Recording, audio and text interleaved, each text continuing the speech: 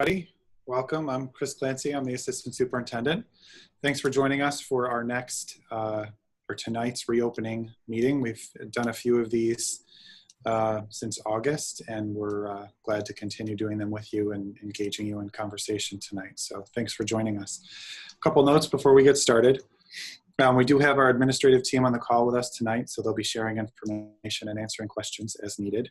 We also have our grades 8 through 12 school nurse, Roseanne Gardenier, joining us, and Eric Feist from the Madison County Department of Health. If your mic is not muted, I just make a request for you to mute your mic. It's just procedurally, it kind of helps the rest of the folks that are listening tonight hear everything that's going on a little bit better. So please do that if you haven't already. Our process tonight will be similar to the agendas that we followed in our previous meetings. So we have some information we'll share with you tonight, and then we'll have an opportunity at the end to answer some questions from folks. If you do have questions, the process that we'll just ask you to follow is to use the chat feature in Zoom. And those questions that you ask in the chat feature will be collected by Karen Henner, our Director of Instructional Support Services.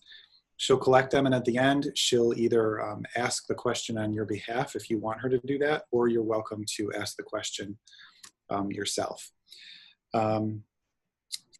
We are recording tonight's meeting, and we will post this recording to our website as we've done with the others within the next day or two once we're completed tonight. So with that, I will turn things over to Mr. Pacetta, and again, welcome you and thanks for joining us tonight. Thank you, Mr. Clancy, and want to thank everybody who's joining us tonight.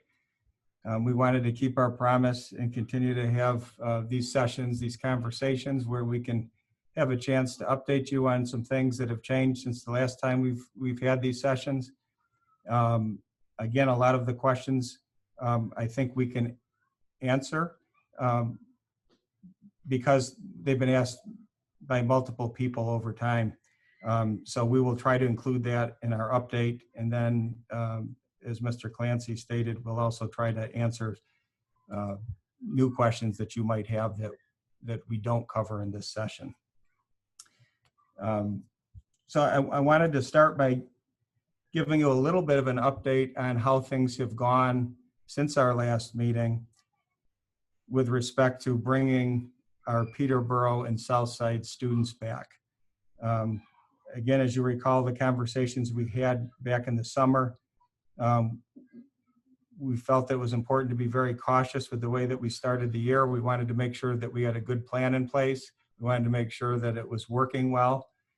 And we also wanted to be able to evaluate the space we had available.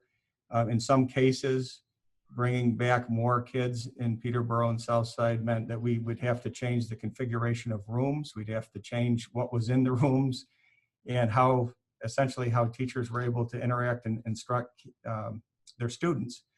We thought it was important to be able to do that because the overwhelming response that we've received from families and our overwhelming perception as educators is that things work best when we're able to have kids here with us.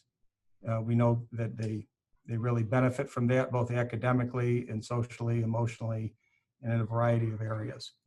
So I thought it would be helpful to just spend a minute to talk about how things have gone in Peterborough and Southside with an eye towards also Robert Street students in grades 4 through 6 coming back also, give you a little bit of a preview of what that would look like. So Mrs. Carnahan, do you want to tell us how things are going so far and what your impression of things is at this point? Absolutely. I'm happy to speak on behalf of Peterborough Street and Southside to say that we have experienced a very smooth reopening with all of our population back. It has brought great joy, I will tell you, to the adults and the children in both of those buildings. The reunions, happy kiddos who were excited when they first got to see the other half of their class, the classmates that they hadn't met yet or they didn't know they were in their class. So extreme joy, and it has gone really, really well. We were able to, as you said, we removed more furniture and brought in more desks, certainly not compromising any of our safety protocols. Our students are enjoying breakfast in the classroom. We surveyed families to find out who was interested in having breakfast at school. So those are delivered to our classrooms at Peterborough and Southside. And we've also been able to bring back music and art to both buildings. So the students go to those spaces for those special areas right now, as well as library classes at Peterborough Street. So that's really exciting too, because that's brought back more normalcy for the students being able to travel to and from those special area classes. So again, we were conservative with our reopening plan, but we are just thrilled to have everyone back. The students were super comfortable with their routines, with the limited number of students who were in each room to start off in the fall. So everybody got into those routines. And then when we transitioned everybody back with the whole population, it was just smooth as smooth could be. So we couldn't be happier. And I think, again, we've got happy adults and happy kiddos at school and at home. So that's that. So that's good to hear now, and we're a few weeks into this process, and so really want to thank Ms. Carnahan and her staff, because this was not easy to make this happen, but it was we believe it was the right thing to do for our students. And as she just stated,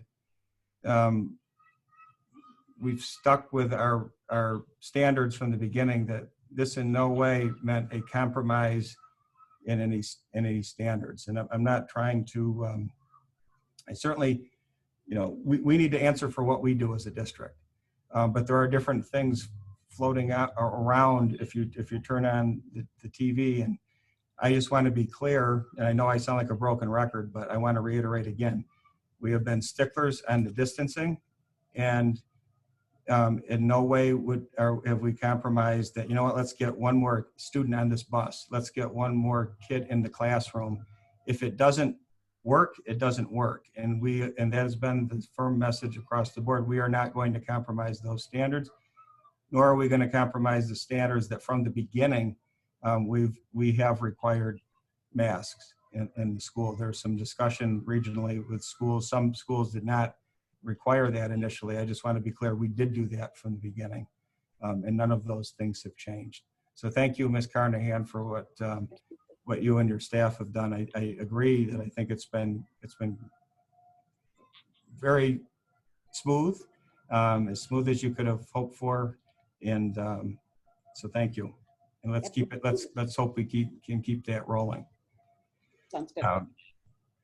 Now, we also have an eye towards next week and Monday with the plan for Robert Street to be coming back. And so if we have Mr. Faustino out there, I'd ask him to give us a little bit of an update on what we should expect, and some of the things that are in motion for Robert Street.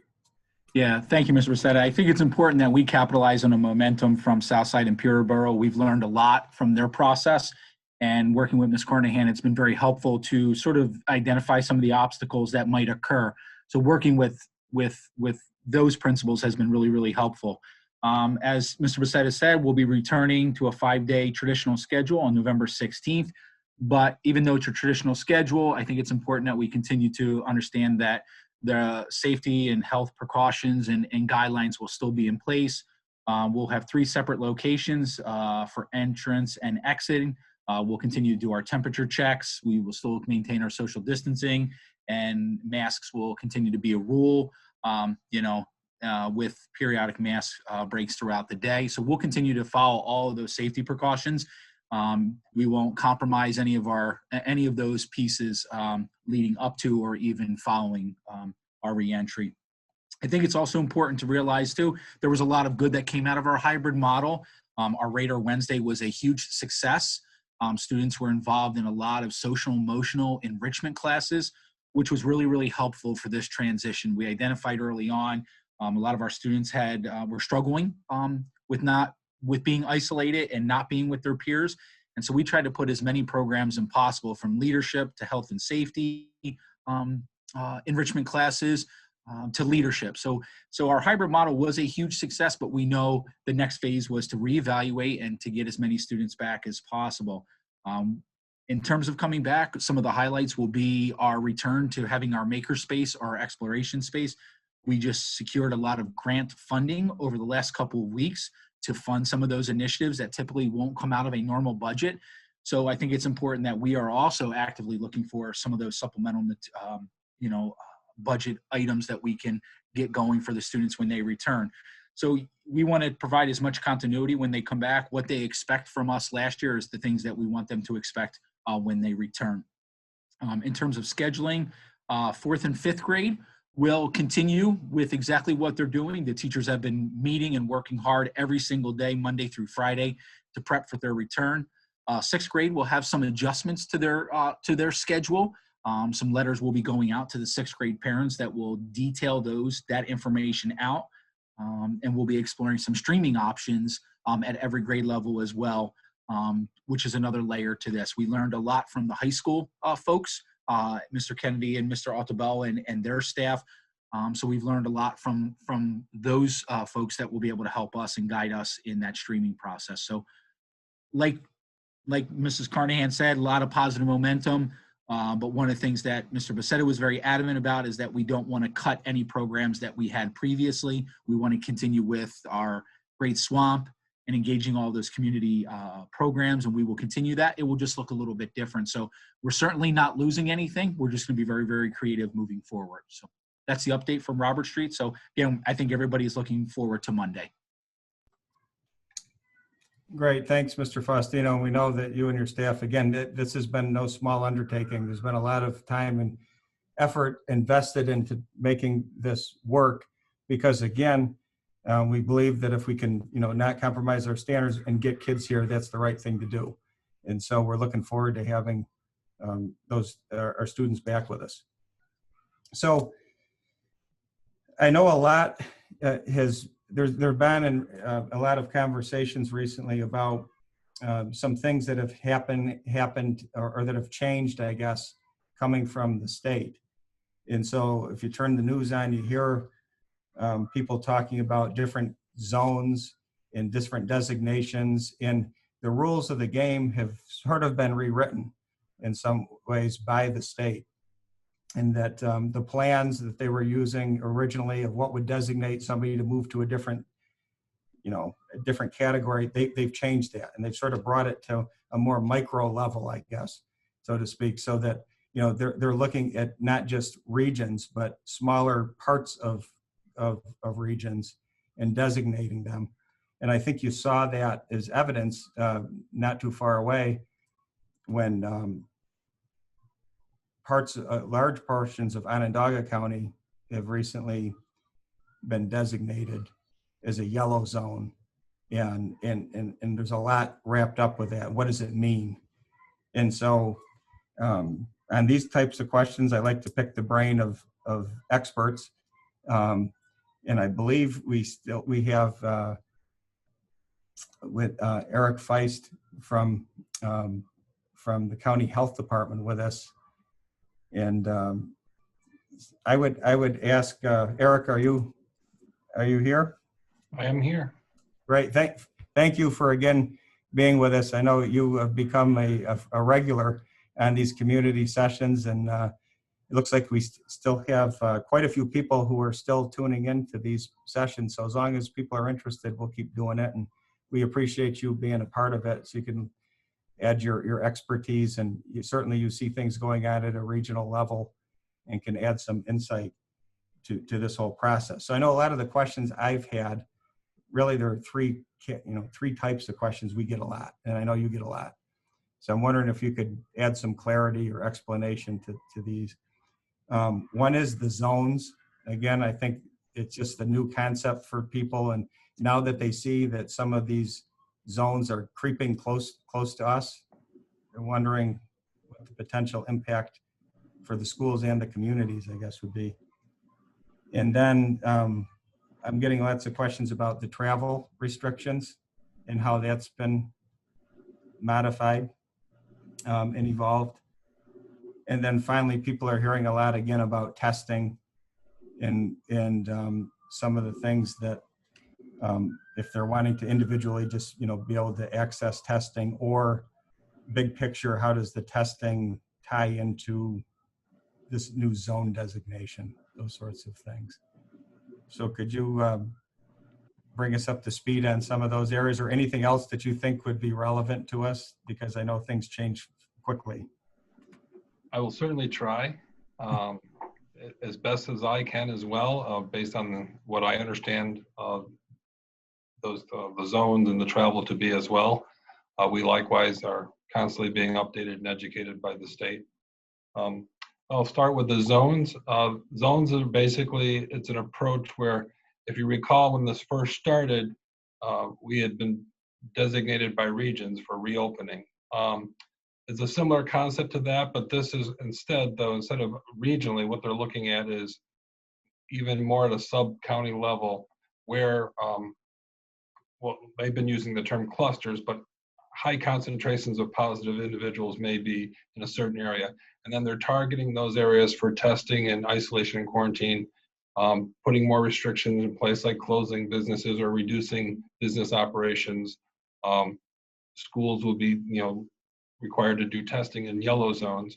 So there's three different, so that's kind of the strategy, is to really target. I think Governor Cuomo kind of used an analogy where these, to put out these little fires before they become a larger fire. So wherever these flare up, they try to work around those areas to get them under control. So there's three zones. There's yellow, they're color-coded: yellow, orange, and red. Basically, if you're in orange and red, the schools are closed. So there's not much to talk about when we talk about orange and red. But in the yellow zone, and there's some criteria by which you get into a yellow zone.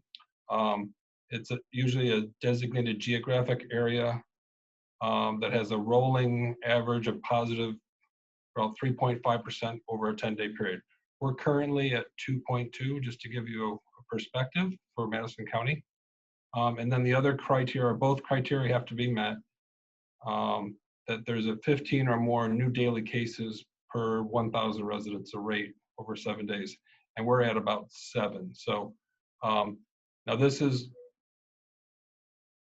Onondaga County is different. They're at the counties are also broken up by tiers. We're in a level tier 3. It's based on population. So Onondaga has different criteria. They're a little bit because of the population. So what triggered them to go into yellow zone is not the same that triggers us. So what I just went over are the things that trigger us to go into a yellow zone.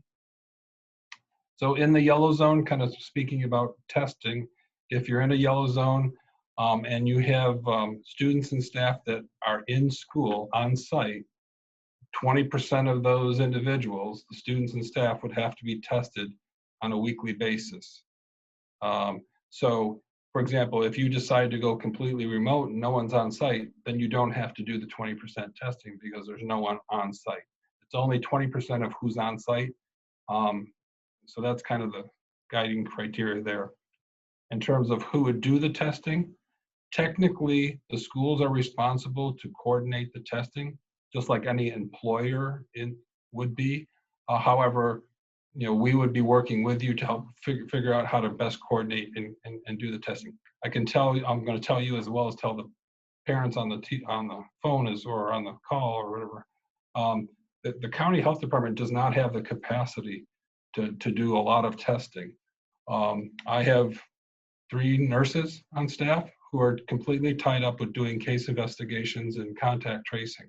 So we don't have the staff to go out and do the testing, but we can work with you to help coordinate getting people on board. We are in the process of trying to hire per diem nurses and EMTs that can also provide testing. So we're trying to build our capacity, but that's not something, so if people are expecting the health department to do it, that's not something we can do right away.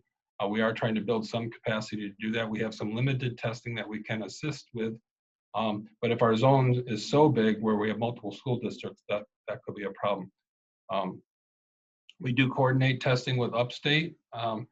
along with a group home care agency called Nicentia. We actually contract with that upstate. They're the laboratory, and then Nicentia is the nurses that do the testing.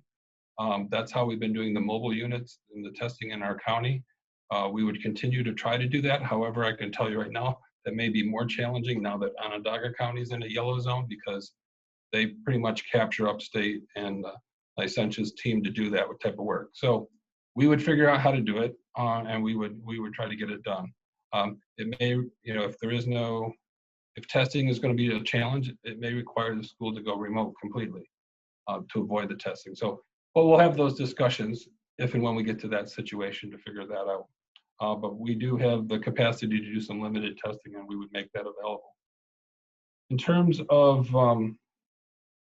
the travel, so the new travel guidelines, as to how I understand it, was that anyone basically, if you travel out of state, except for those contiguous states around New York, you're required, if you're there for longer than 2 days or 2 days, you have to be tested 72 hours before you come back to New York, and then you have to be tested within 3 or 4 days after you come back to New York.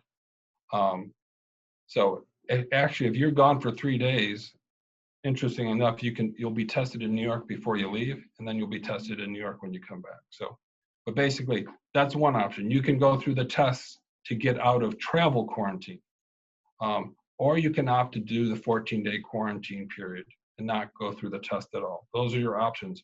That's for travel. One of the things I want to point out, which has been very confusing as a result of this travel requirement, is the travel quarantine. I want to say quarantine is not the same as the other quarantine. Just to add to the confusion here, but if you are in quarantine because you've been exposed to a positive person, you cannot test out of quarantine. So this travel quarantine testing does not apply to you. If you were travel and put in quarantine, you can test out of that quarantine with the new guidelines. But if you're in quarantine because you've been exposed to a positive individual, you cannot test out of quarantine. So I want to make sure that's clear.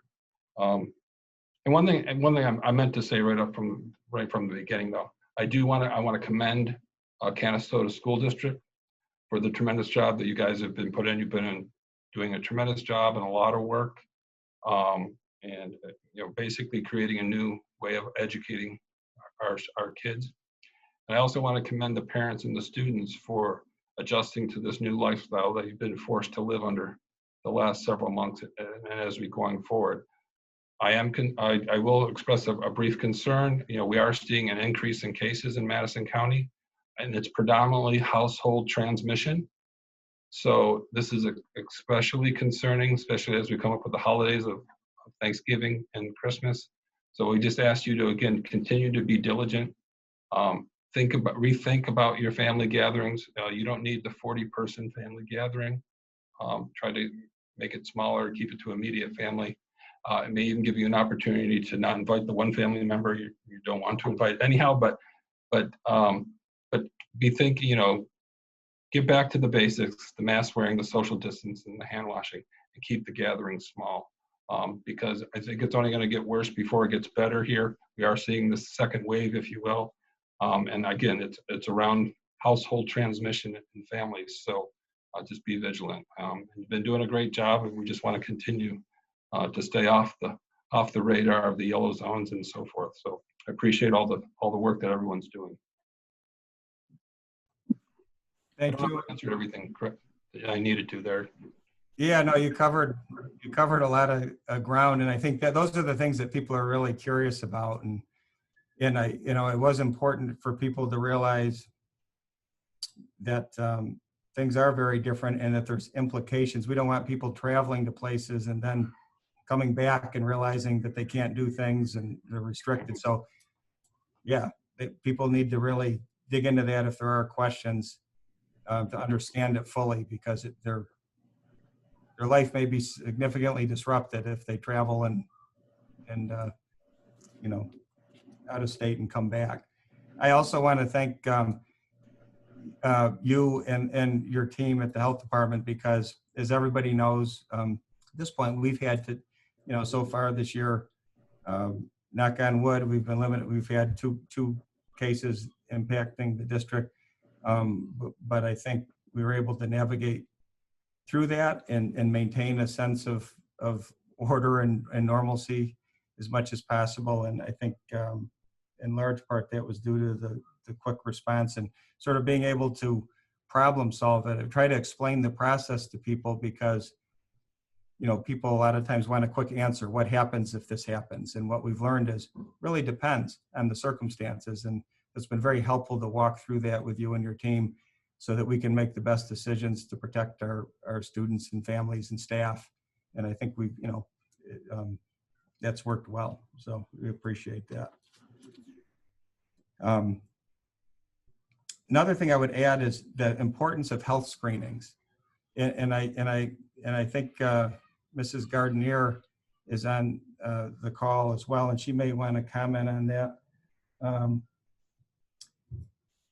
Our nurses are doing an unbelievable job of trying to keep up with things. Not only are they coordinating with the health department often, trying to figure out how to handle situations, but they're really our point people for figuring out how to deal with situations. There's a lot of what if this happens, what if that happens. The nurses are handling that and directing people to where they need to go. The health screening process is critical. And we appreciate people's cooperation with the screening. But until we get to everyday 100% compliance, I'm still going to talk about it, because when we don't have somebody respond, we don't want to keep a student from participating in their class. But we also don't want to jeopardize our staff and students. And so our nurses are now, having to spend time tracking people down. And so, Mrs. Gardenier, can you just comment or give us an update on how this daily screening process is going, and if you have any advice or feedback for people? Yeah, we've seen quite a bit of improvement when we started with the second notification, the text messages that really seemed to help, and we've had a lot of positive feedback from parents in regards to that second notification.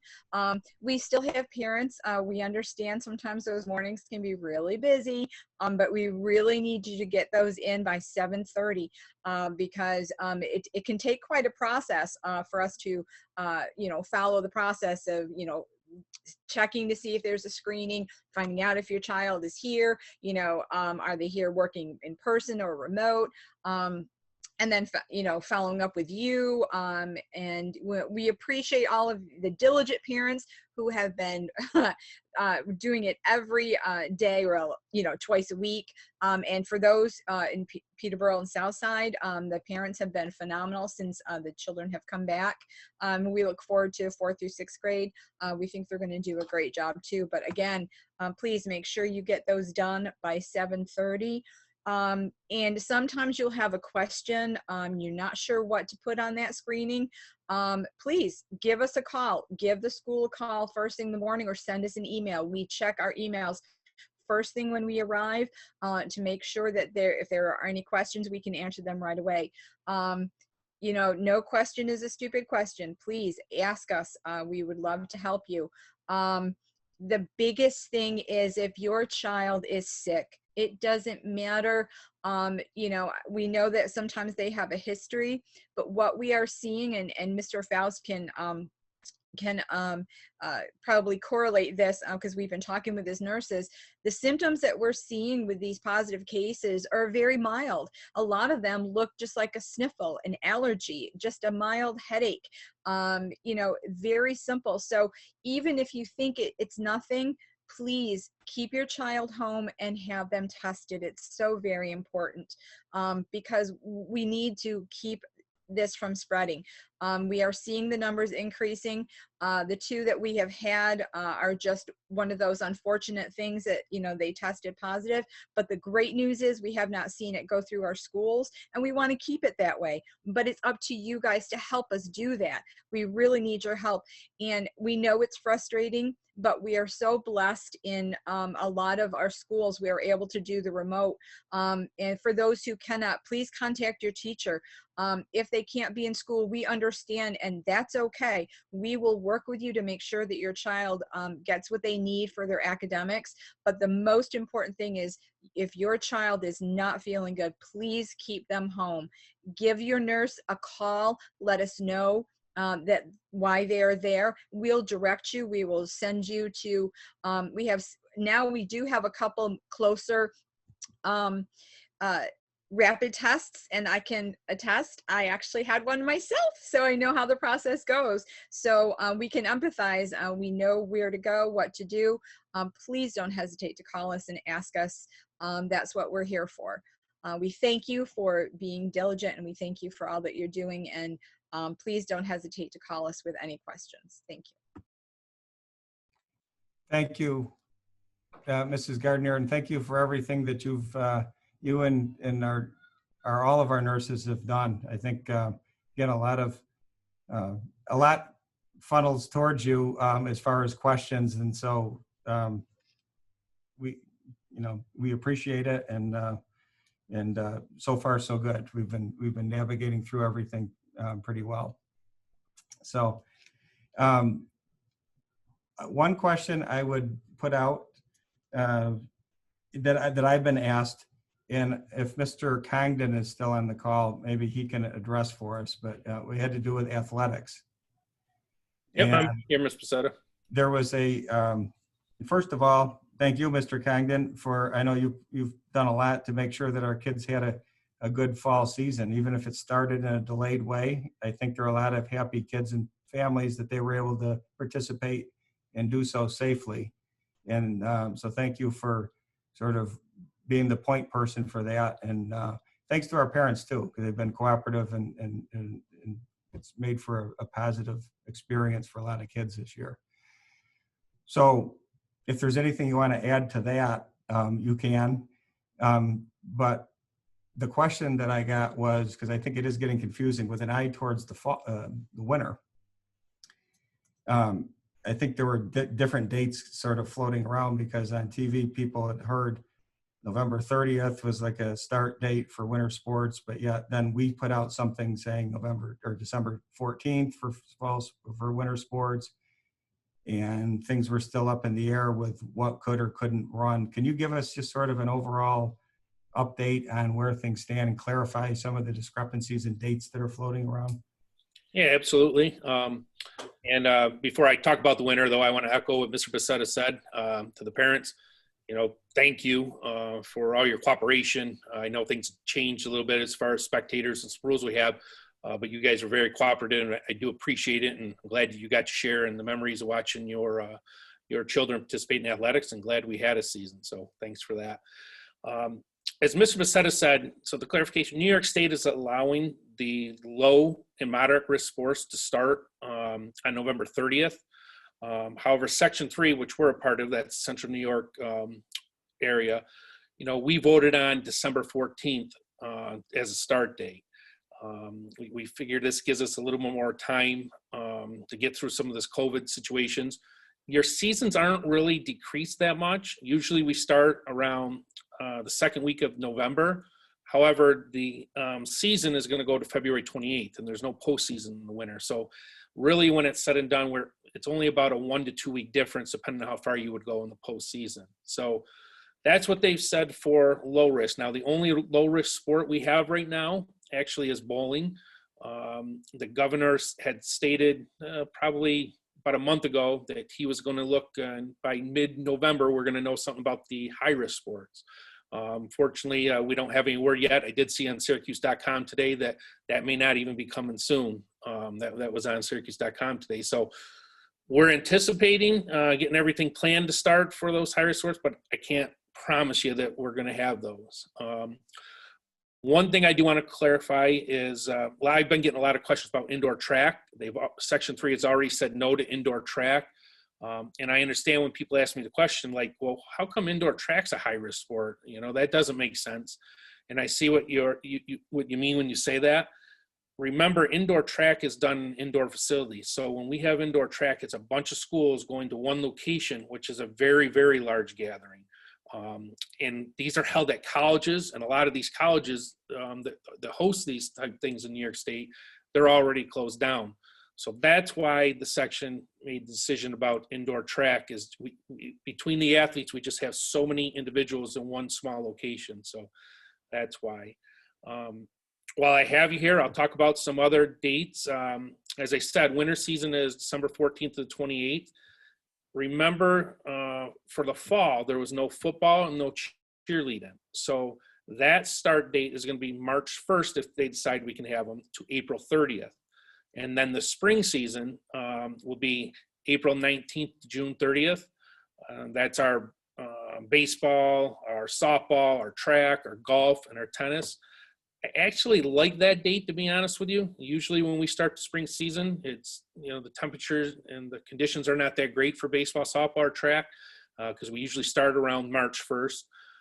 This will give us a time when the weather's a little better to participate longer in the year. And that June 30th date for spring, just so you know, that's also dependent on if regents are altered, you know, whether we have regents exams or whether the state's going to allow us to play into Regents Week. So quick update, you know, about athletics, where we stand. If you have any questions, feel free always, if you can't get it in the chat tonight, feel free. My office is always open, call, email, and I don't mind giving you an update. Thanks, Mr. Congdon. I know that athletics is always something that people are interested in, hear about, and sounds like, as it turns out, Section 3 probably made a good decision in backing up the start date when they made that decision a couple of weeks ago, given the lack of guidance from the state of what's actually happening. So Absolutely. hopefully we'll get that clarification. Yep, absolutely. I'm looking at the clock. It's 5:24. We said we would try to conclude by 5:30, and it sounds like we may have a question from somebody on the call. So Mrs. Henner, can you Yes. share that question with us, please? Yeah, it's a great question. So with the cases in Madison County being predominantly household transmissions, does the district or the Department of Health have any recommendations or guidelines for sending or not sending students if a parent or a sibling in the household is symptomatic and waiting on test results?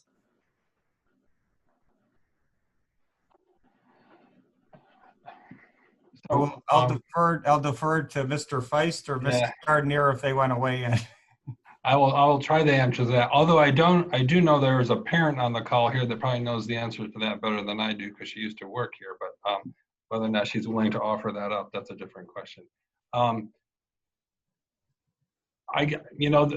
we do, like you've heard us before saying it's situation specific. We really look at a lot of the issues, what's going on in the household, and so on and so forth.